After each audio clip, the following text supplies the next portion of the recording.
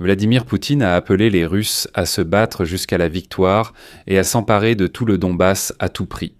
Lors d'une réunion à huis clos avec les oligarques qui a eu lieu le 26 mars après le congrès de l'Union russe des industriels et des entrepreneurs. Vladimir Poutine a déclaré son intention de poursuivre la guerre contre l'Ukraine. Et il a proposé aux grandes entreprises de faire des contributions volontaires au budget de la guerre. En fait, Poutine a appelé les oligarques à cotiser pour la guerre afin qu'ils puissent continuer tranquillement à envoyer ces Ivan russes stupides à la guerre. Ce qui est si révélateur, c'est qu'une partie des oligarques a accepté de payer Poutine pour la poursuite de la guerre, alors que bien sûr, personne n'a rien demandé aux Ivan russes eux-mêmes. De plus, Poutine a déclaré que les grandes entreprises ne devraient pas céder à la tentation de dépenser les revenus d'exportation supplémentaires qui sont apparus à la suite de la hausse des prix du soja.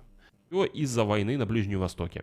Poutine a appelé à affecter cet argent, bien sûr, vers la guerre, ce qui ne fait que prouver que tant que ce maniaque dégarni ne crèvera pas, la guerre, malheureusement, ne s'arrêtera pas.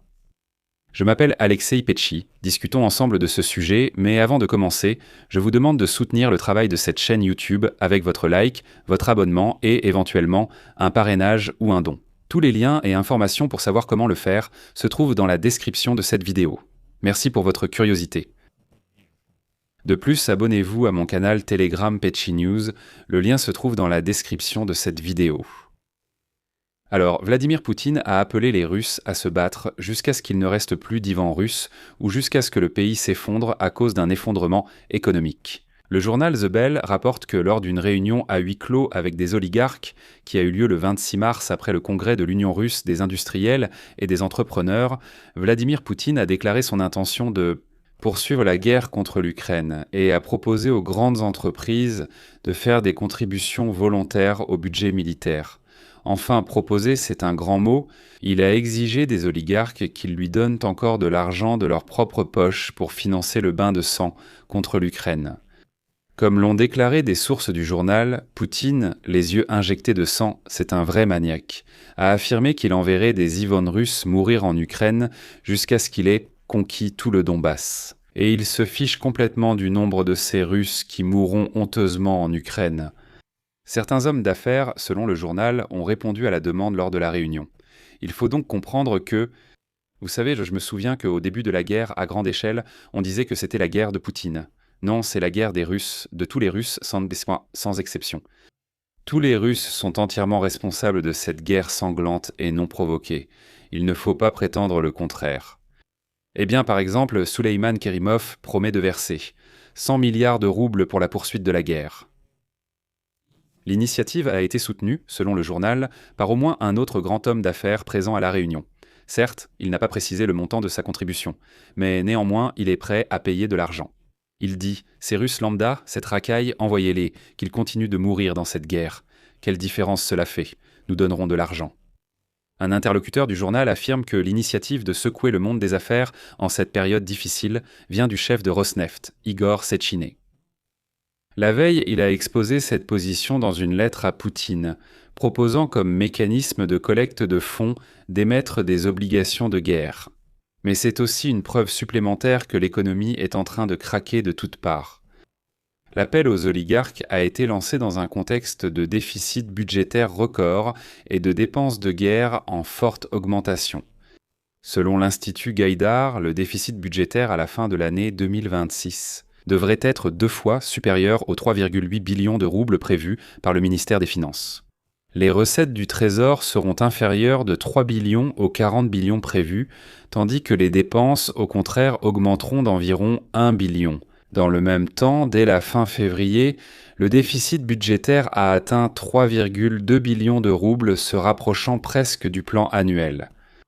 Selon les données du Service fédéral de renseignement d'Allemagne, en fait, le déficit du budget fédéral de la Russie pour l'année 2025 s'est élevé à 8 billions de roubles, bien que, officiellement, dans l'entourage de Poutine, il soit déclaré qu'il n'était que de 5,6 billions. Mais en réalité, ce chiffre est plus élevé. Moscou essaie de dissimuler des pertes douloureuses à l'aide de chiffres embellis, alors que presque tous les secteurs de l'économie affichent une baisse. Dans le même temps, les dépenses militaires restent le principal poste de dépense. En 2026, près de 13 000 milliards de roubles sont prévus pour la défense nationale, même si on ne sait pas vraiment contre qui la Russie se défend.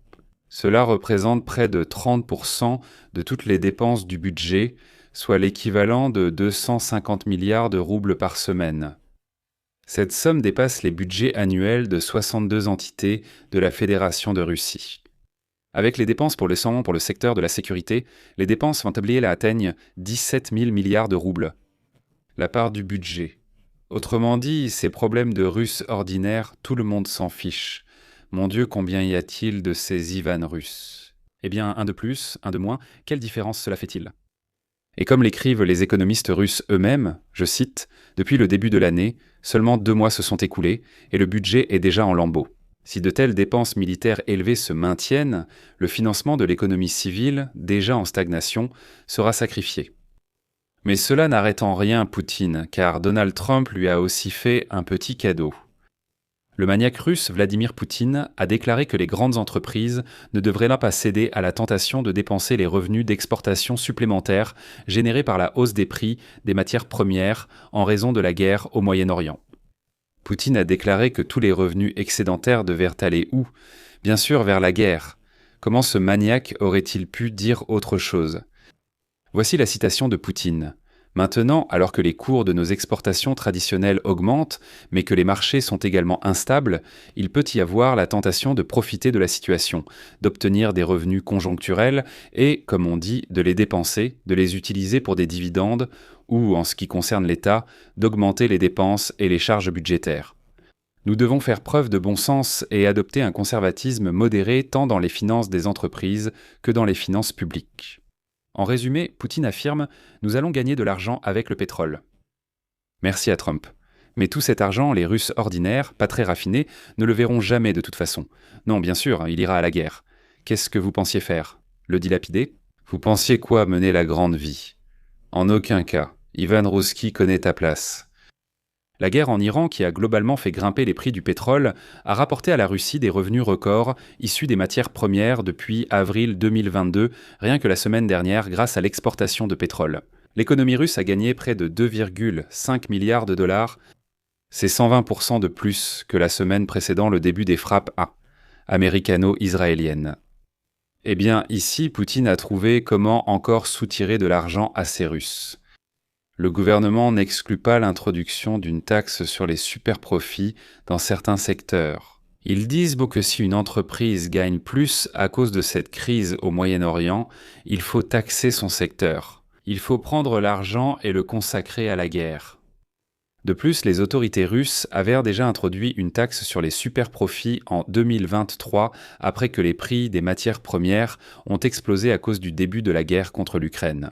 À l'époque, les entreprises minières et métallurgiques avaient payé au total environ 300 milliards de roubles. En raison de la guerre de Trump au Moyen-Orient, la Russie pourrait aussi profiter des engrais, en plus du pétrole et du gaz. Les producteurs russes contrôlent 23% des livraisons mondiales d'engrais ammoniacaux, 14% du marché mondial de l'urée et près de 40% du marché de la potasse. Avec la Biélorussie, dont, je vous rappelle, les sanctions ont été levées. Trump a levé les sanctions contre Belaruskali, donc je ne serais pas surpris si la potasse russe est vendue sous la marque biélorusse. Il faut aussi comprendre qu'après la fermeture du détroit d'Ormuz, les prix des engrais ont également grimpé. On peut affirmer sans hésiter que la Russie est l'un des principaux bénéficiaires de la guerre au Moyen-Orient, en tant que grand producteur de matières premières. Et cela n'a fait qu'aiguiser encore plus l'appétit de Poutine pour poursuivre la guerre contre l'Ukraine. Je vais m'arrêter ici. Donnez votre avis et vos conclusions dans les commentaires sous cette vidéo. Abonnez-vous à la chaîne, activez la cloche et n'oubliez pas de mettre un like. Si vous souhaitez soutenir le travail de cette chaîne YouTube, vous pouvez le faire via n'importe quel don, abonnement payant ou sponsoring sur YouTube, ou encore via la plateforme PayPal, des portefeuilles clins en crypto, bref, toutes les informations nécessaires. Comment faire? Tous les liens sont dans la description de cette vidéo. Je vous serai reconnaissant pour tout soutien de votre part. Abonnez-vous à ma chaîne Telegram Pechi News via le lien en description. C'est tout pour aujourd'hui, prenez soin de vous, au revoir à tous.